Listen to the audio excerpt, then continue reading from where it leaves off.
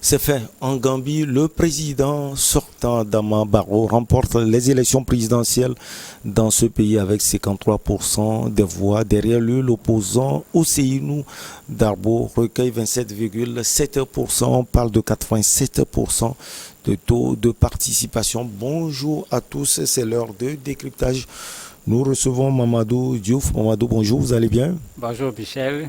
Le candidat président Adama Barrow remporte les élections. 53% pour le président. Oui, c'était des élections ouvertes pour la première fois, puisque à la limite, c'est la première fois que la Gambie connaît véritablement des élections démocratiques et des élections qui étaient ouvertes. Il faisait partie de ceux qui étaient attendus. Lui et Ousseynou Darbo en particulier, c'est sur les deux qu'on comptait en se disant que ce sera l'un ou l'autre, puisqu'il n'y a pas de deuxième tour en Gambie, c'est un seul tour. C'est lui, je crois qu'il faut l'accepter parce que les Gambiens eux-mêmes semblent l'avoir accepté. Au lendemain des élections, les gens sont allés vaquer librement à leurs occupations et je crois que ça doit servir de leçon pour beaucoup de pays.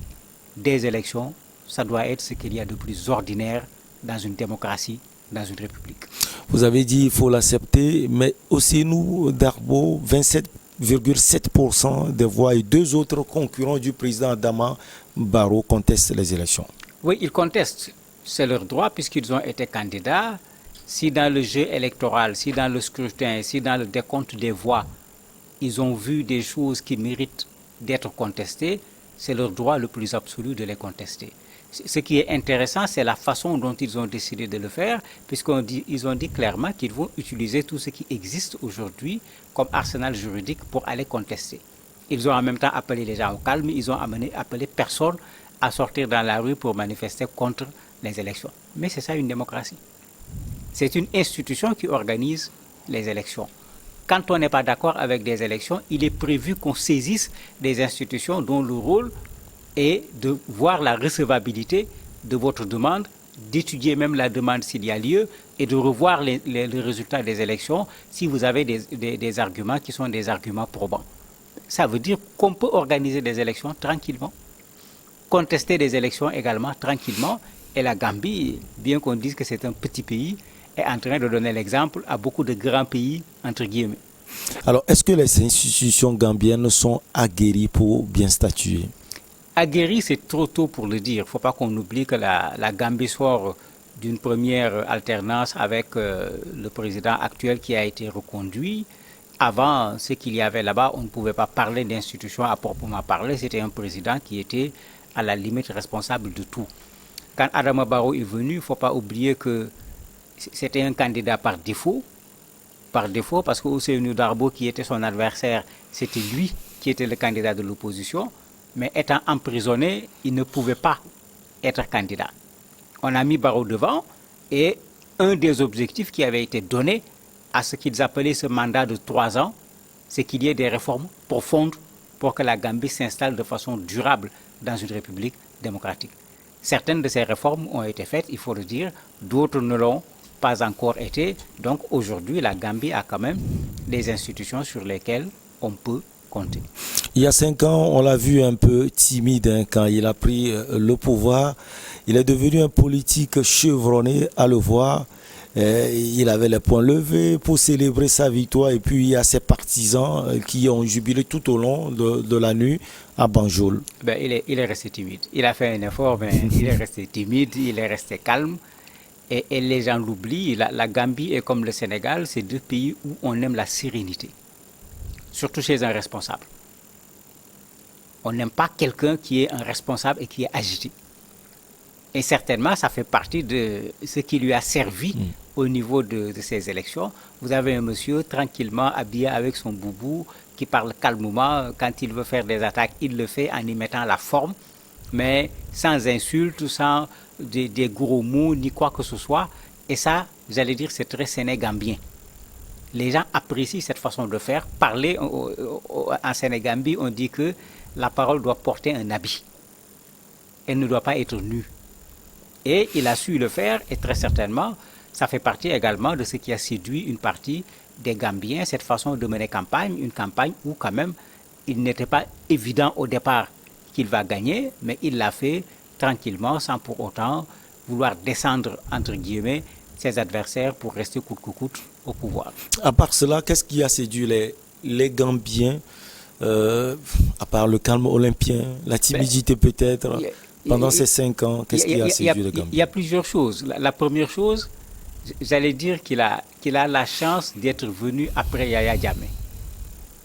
C'est-à-dire tu viens après un dictateur, mais il suffit de faire très peu de choses en matière de liberté. Ben, c'est une grosse bouffée d'oxygène que tu mets à la disposition des populations. Et ça, certainement, ça a joué en sa faveur, le fait qu'il soit venu après l'ex-président Yaya Jammeh et qu'il ait accepté quand même une certaine ouverture d'un point de vue démocratique, d'un point de vue des libertés. Ça, les Gambiens le vivent, ils le sentent et certainement ils le lui ont rendu. Il a essayé quand même de faire en sorte que le pays fonctionne. Pas comme auparavant où c'était capturé par un certain nombre de personnes. Et les Gambiens le disent, il y a eu des projets, il y a eu des emplois, etc. La santé, les structures de santé ont été améliorées, mais tout cela a joué en sa faveur. Il faut le dire clairement. Et comme j'ai dit, il est surtout venu après Yaya Jammeh, même s'il n'avait pas fait grand-chose. Le fait que les Gambiens aient l'impression qu'on leur a rendu leur liberté était déjà un gain important. Bon, sans compter qu'il était ancien président de la République. Donc il est parti avec 30% d'avance sur tous les autres candidats en matière de moyens, en matière d'influence, en matière de soutien, etc. Il y a tous ces éléments qui expliquent aujourd'hui qu'il ait pu passer au premier tour devant les autres candidats. Il y a également l'apport du parti de l'ancien président Yaya Jammeh, même si lui-même officiellement ne voulait pas être derrière ou bien supporter le président Barrow. Non, lui, il ne le supportait pas du tout. Il supportait un autre candidat. Son choix était très clair. Mais c'est comme si Jammeh ne maîtrise plus son parti. Voilà. Puisqu'il soutient un candidat, alors que au moins une partie de son parti ont carrément signé, parce que ce n'est pas soutenir seulement, ils ont signé un accord avec le parti du président de la République, parce qu'il ne faut pas qu'on l'oublie. À un certain moment, le président Barrow a créé son propre parti politique, créant la rupture totalement avec le parti de Ousseynou Darboe, avec qui il collaborait. Il a créé son propre parti, et c'est ce parti qui a signé un accord avec l'ancien parti du président Yaya Jammeh. Ben, on a certainement vu une partie des résultats, parce que ces gens sont allés voter pour lui. Même parmi les Gambiens interrogés, il y en a qui se disent « je suis membre du parti de Jammeh, on a voté pour lui, c'est pour la paix, etc. » Donc c'est clair que cela a apporté quelque chose. Jusqu'à quel point, ça ne sera pas facile à déterminer. Alors, vous pensez que les requêtes de Ousseynou Darboe et les autres vont aller jusqu'au bout et vont porter leurs fruits? Oui, mais je me dis que la Gambie doit continuer. On a eu une très belle campagne électorale, un scrutin sans problème, une proclamation de résultats sans problème. Il faut que le processus aille jusqu'au bout. Et aujourd'hui, qu'on dépose les requêtes là où il faut, qu'on laisse ces gens librement dire le droit à la matière pour dire si c'est recevable, si ce n'est pas recevable, si ça demande qu'on annule des bulletins quelque part ou qu'on recommence un vote quelque part, qu'ils aient la liberté de le dire clairement pour qu'au sortir de ces élections, que la Gambie passe à autre chose. Et que la Gambie ne tombe pas dans le piège dans lequel beaucoup de pays africains sont tombés. On est en élection pendant toute l'année, parce que la contestation de l'élection va jusqu'à l'élection prochaine. Donc on est toujours en train de se bagarrer autour d'un scrutin, alors que dans un pays démocratique normal, le scrutin, c'est 24 heures, c'est une journée, et puis on passe à autre chose. Alors quels sont les défis qui attendent le président Barrow? Ben, il y en a beaucoup. Il y en a beaucoup. Le premier, c'est ce rapport qu'il a retardé et qu'il a finalement reçu. Les Gambiens veulent que Yaya Jammeh en personne soit jugé. Les Gambiens veulent que ceux qui ont été avec lui, qui ont tué, qui ont pillé, qui ont volé, que ces gens-là soient jugés. Il l'a revu dans la campagne. Les autres ont beaucoup joué, les autres candidats ont beaucoup joué là-dessus. Ça, c'est la première patate chaude qui attend le président de la République. Parce que lors de son premier mandat, au départ, il était parti pour ça, mais subitement après, on l'a vu plutôt timoré par rapport à cette question-là. Avec la remise du rapport, c'est revenu à l'ordre du jour. Il a 6 mois pour répondre à ce rapport-là, pour qu'on connaisse maintenant les noms, puisque sur le rapport, on n'avait pas mis de nom, qu'on sache de qui il s'agit et qu'est-ce qui sera fait par rapport à ces personnes qui vont être indexées clairement maintenant avec le rapport. Un deuxième élément, c'est de consolider la démocratie en Gambie. J'avais dit qu'il a commencé des réformes, il y a des réformes qu'il n'a pas faites. Parmi ces réformes, il y a la réforme constitutionnelle sur la question de la limitation des mandats. Cette réforme n'a pas été faite. Les gens veulent également qu'il y ait des élections à 2 tours, qu'on quitte les élections à 1 tour, etc. En faisant les réformes, ces réformes-là n'avaient pas été faites. Maintenant, est-ce que parce qu'il a un deuxième mandat, il va vouloir un troisième mandat, il ne fera pas la réforme sur la limitation des mandats en disant que c'est ça qu'il a trouvé sur place? On ne sait pas encore, mais il est attendu sur cette question pour renforcer la démocratie en Gambie. Il est également attendu là où tous les présidents sont attendus. La question économique, la question sociale, le chômage, la hausse des prix, puisque tout le monde subit actuellement les mêmes problèmes. Comment il s'appelle, coronavirus, qui à un certain moment a tellement mis la Gambie en problème que la Gambie a fait appel à des spécialistes en matière de santé du Sénégal pour venir leur prêter main forte. Mais il a tous ces éléments-là qui sont là devant lui, puisqu'il a déjà fait un mandat, il n'aura plus l'excuse d'être un novice. Espérons que pour ce deuxième mandat, il fera encore plus que ce qu'il a fait pour le premier mandat. Ça, ce sont les défis, Mamadou Diouf. Est-ce que vous avez eu une idée sur le bilan du président Barrow durant ces 5 ans? Difficile de faire un bilan parce que son mandat était plutôt un mandat... En fait, il ne l'a pas fait comme tel, mais quand il était élu, c'était plus un mandat de transition qu'autre chose. Et c'était un accord extrêmement clair, si vous vous rappelez, quand les 3 ans sont arrivés, les Gambiens manifestaient en disant 3 ans, ça suffit. C'est-à-dire pour montrer au président que le délai qui était imparti, parce qu'il y a eu un accord qui avait été signé, est arrivé.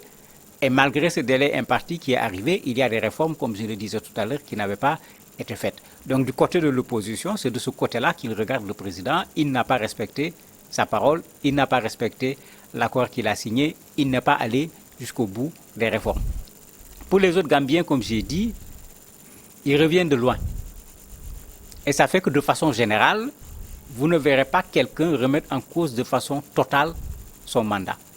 Les gens acceptent qu'il y a eu des changements, même si ces changements n'ont pas été suffisants, ça n'a pas été à la hauteur de l'attente des Gambiens, de sorte que beaucoup de Gambiens considèrent que son bilan peut être considéré globalement comme un bilan positif. Il y a aussi ces rapports avec les autres présidents africains ou ouest-africains. On dit qu'il est très proche du président sénégalais Macky Sall, mais il va terminer son mandat. Peut-être que le président Macky Sall, lui, il va finir avant. Oui, il est proche du président Macky Sall et bon, il a intérêt à l'être. La Gambie, c'est un doigt dans la bouche du Sénégal, donc il a intérêt. Il ne faut pas oublier également que c'est surtout les soldats sénégalais qui sont allés en Gambie pour démettre Yaya Jammeh. Sa première prestation de serment, c'est au Sénégal qu'il l'a fait, etc. Donc, il y avait intérêt à le faire. Et comme j'ai dit, le Sénégal et la Gambie, quand vous prenez les populations, c'est le même peuple. On parle tout le temps de Sénégambie qu'on avait essayé, qui n'avait même pas marché avec la Confédération. Maintenant, son mandat par rapport au mandat du président Macky Sall, on n'est pas dans la même posture. Macky Sall est en train de finir un second mandat. Les Sénégalais ne veulent pas entendre parler d'un troisième mandat. Lui, il est juste en train de commencer un deuxième mandat. Et les bases juridiques ne sont pas les mêmes. Au Sénégal, les mandats sont limités. En Gambie, à l'heure actuelle, les mandats ne sont pas limités. Donc, il va falloir, si le président Macky Sall partait, qu'il sache qu'il est le président de la Gambie et il n'est pas président de la Gambie à cause du président Macky Sall, mais parce que les Gambiens l'ont élu. Merci beaucoup à vous, Mamadou Diouf. On va marquer une petite pause. On reçoit l'invité du jour.